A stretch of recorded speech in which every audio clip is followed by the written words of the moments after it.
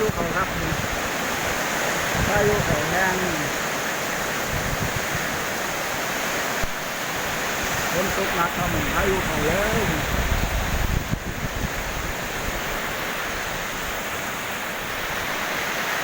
น้ำไหลทางครับ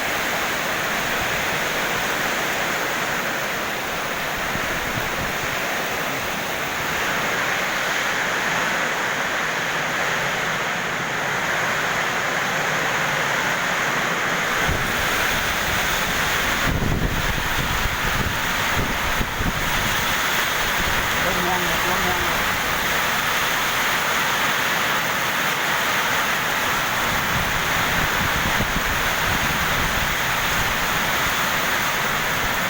ตก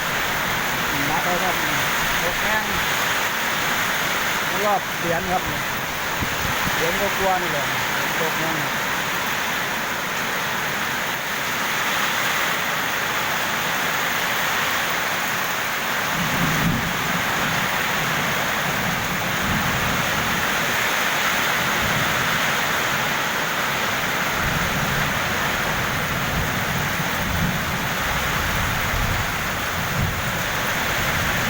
ว่า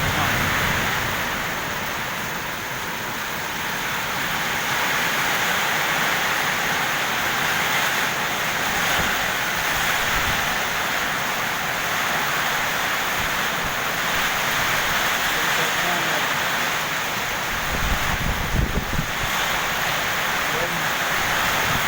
ป่าทั้งร่มครับ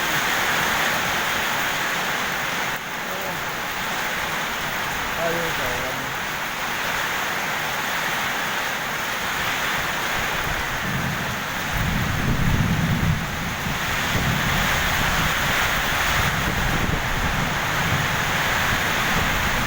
ยิงเสียงคนนะครับ